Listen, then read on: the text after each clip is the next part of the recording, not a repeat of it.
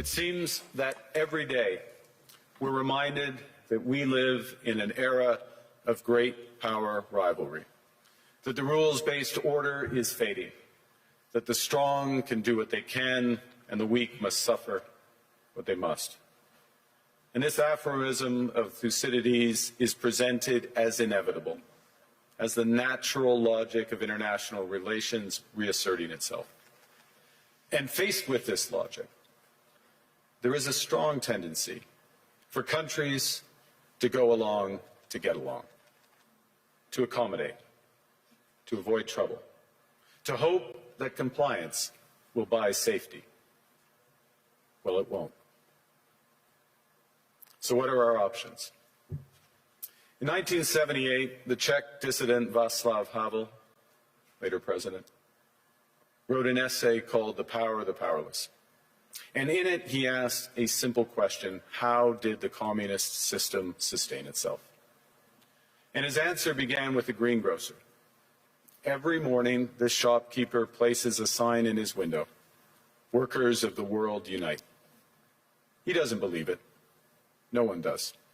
But he places a sign anyway to avoid trouble, to signal compliance, to get along.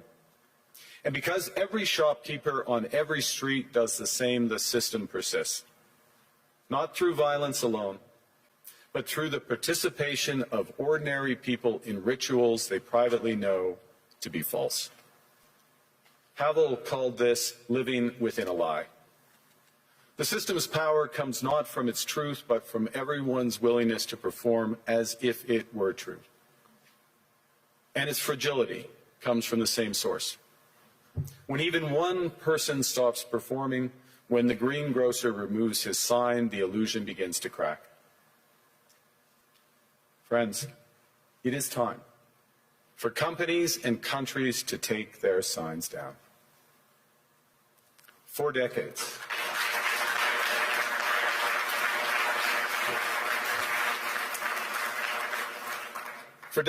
countries like Canada prospered under what we called the rules-based international order. We joined its institutions, we praised its principles, we benefited from its predictability. And because of that, we could pursue values-based foreign policies under its protection.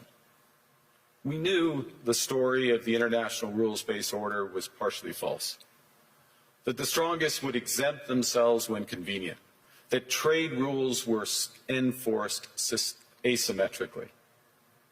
And we knew that international law applied with varying rigor depending on the identity of the accused or the victim. This fiction was useful, and American hegemony in particular helped provide public goods, open sea lanes, a stable financial system, collective security, and support for frameworks for resolving disputes. So we placed the sign in the window. We participated in the rituals, and we largely avoided calling out the gaps between rhetoric and reality. This bargain no longer works. Let me be direct. We are in the midst of a rupture, not a transition.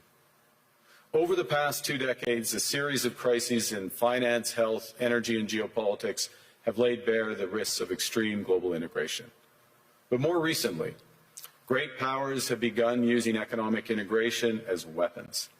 Tariffs as leverage, financial infrastructure as coercion, supply chains as vulnerabilities to be exploited. You cannot live within the lie of mutual benefit through integration when integration becomes the source of your subordination. The multilateral institutions on which the middle powers have relied, the WTO, the UN, the COP, the architecture, the very architecture of collective problem solving are under threat. And as a result, many countries are drawing the same conclusions, that they must develop greater strategic autonomy in energy, food, critical minerals, in finance and supply chains. And this impulse is understandable. A country that can't feed itself, fuel itself, or defend itself has few options. When the rules no longer protect you, you must protect yourself.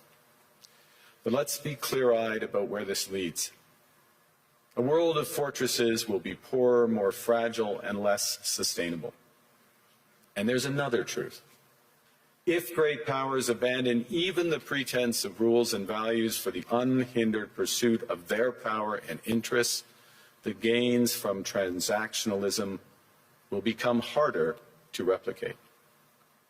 Hegemons cannot continually monetize their relationships. Allies will diversify to hedge against uncertainty. They'll buy insurance, increase options in order to rebuild sovereignty. Sovereignty that was once grounded in rules but will increasingly be anchored in the ability to withstand pressure. This room knows this is classic risk management. Risk management comes at a price. But that cost of strategic autonomy, of sovereignty, can also be shared. Collective investments in resilience are cheaper than everyone building their own fortresses. Shared standards reduce fragmentations. Complementarities are positive sum. And the question for middle powers like Canada is not whether to adapt to the new reality. We must. The question is whether we adapt by simply building higher walls or whether we can do something more ambitious. Now, Canada was amongst the first to hear the wake-up call, leading us to fundamentally shift our strategic posture. Canadians know that our old, comfortable assumptions that our geography and alliance memberships automatically conferred prosperity and security, that assumption is no longer valid. And our new approach rests on what Alexander Stubb, the President of Finland, has termed value-based realism. Or to put another way, we aim to be both principled and pragmatic. Principled in our commitment to fundamental values, sovereignty, territorial integrity, the prohibition of the use of force except when consistent with the UN Charter, and respect for human rights. And pragmatic in recognizing that progress is often incremental, that interests diverge, that not every partner will share all of our values. So we're engaging broadly, strategically, with open eyes. We actively take on the world as it is, not wait around for a world we wish to be. We are calibrating our relationships so their depth reflects our values. And we're prioritizing broad engagement to maximize our influence, given the fluidity of the world at the moment, the risks that this poses, and the stakes for what comes next. And we are no longer just relying on the strength of our values, but also the value of our strength. We are building that strength at home. Since my government took office, we have cut taxes on incomes, on capital gains and business investment. We have removed all federal barriers to interprovincial trade. We are fast-tracking $1 trillion of investments in energy, AI, critical minerals, new trade corridors, and beyond. We're doubling our defense spending by the end of this decade, and we're doing so in ways that build our domestic industries. And we are rapidly diversifying abroad. We've agreed a comprehensive strategic partnership with the EU, including joining SAFE, the European Defence Procurement Arrangements. We have signed 12 other trade and security deals on 4 continents in 6 months. The past few days, we've concluded new strategic partnerships with China and Qatar. We're negotiating free trade pacts with India, ASEAN, Thailand, Philippines, and Mercosur. We're doing something else. To help solve global problems, we're pursuing variable geometry. In other words, different coalitions for different issues based on common values and interests. So on Ukraine, we're a core member of the Coalition of the Willing and one of the largest per capita contributors to its defense and security. On Arctic sovereignty, we stand firmly with Greenland and Denmark and fully support their unique right to determine Greenland's future.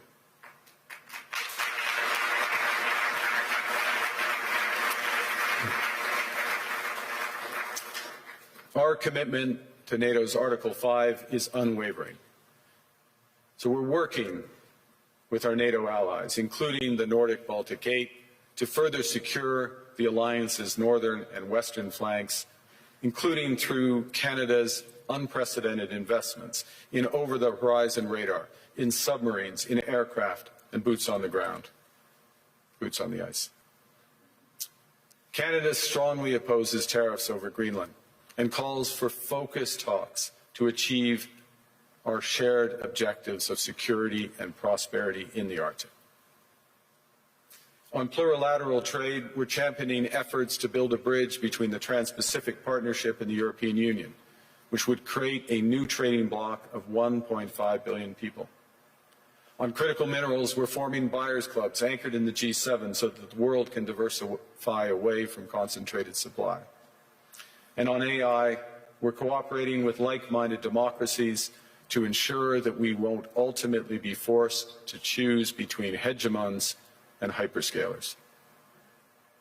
This is not naive multilateralism, nor is it relying on their institutions. It's building coalitions that work, issues by issue, with partners who share enough common ground to act together. In some cases, this will be the vast majority of nations. What it's doing is creating a dense web of connections across trade, investment, culture, on which we can draw for future challenges and opportunities. Argue that middle powers must act together because if we're not at the table, we're on the menu. But I'd also say that great powers can afford for now to go it alone. They have the market size, the military capacity, and the leverage to dictate terms. Middle powers do not. But when we only negotiate bilaterally with a hegemon, we negotiate from weakness. We accept what's offered. We compete with each other to be the most accommodating. This is not sovereignty. It's the performance of sovereignty while accepting subordination. In a world of great power rivalry, the countries in between have a choice: compete with each other for favor, or to combine to create a third path with impact. We shouldn't allow the rise of hard power to blind us to the fact that the power of legitimacy, integrity, and rules will remain strong if we choose to wield them together. Which brings me back to Havel. What does it mean for middle powers to live the truth? Well, first, it means naming reality. Stop invoking rules-based international order as though it still functions as advertised. Call it what it is: a system of intensifying great power rivalry where the most powerful pursue their interests using economic integration as coercion. It means acting consistently, applying the same standards to allies and rivals. When middle powers criticize economic intimidation from one direction but stay silent when it comes from another, we are keeping the sign in the window. It means building what we claim to believe in. Rather than waiting for the old order to be restored, it means creating institutions and agreements that function as described. And it means reducing the leverage that enables coercion. That's building a strong domestic economy. It should be every government's immediate priority. And diversification internationally is not just economic prudence. It's a material foundation for honest foreign policy, because countries earn the right to principled stands by reducing their vulnerability to retaliation. So Canada. Canada has what the world wants. We are an energy superpower. We hold vast reserves of critical minerals. We have the most educated population in the world. Our pension funds are amongst the world's largest and most sophisticated investors. In other words, we have capital, talent. We also have a government with immense fiscal capacity to act decisively. And we have the values to which many others aspire. Canada is a pluralistic society that works. Our public square is loud, diverse, and free. Canadians remain committed to sustainability. We are a stable and reliable partner in a world that is anything but. A partner that builds and values relationships for the long term. And we have something else. We have a recognition of what's happening and a determination to act accordingly. We understand that this rupture calls for more than adaptation. It calls for honesty about the world as it is. We are taking the sign out of the window. We know the old order is not coming back. We shouldn't mourn it. Nostalgia is not a strategy. But we believe that from the fracture, we can build something bigger, better, stronger, more just. This is the task of the middle powers. The countries that have the most to lose from a world of fortresses and the most to gain from genuine cooperation. The powerful have their power. But we have something too. The capacity to stop pretending, to name reality, to build our strength at home, and to act together. That is Canada's path.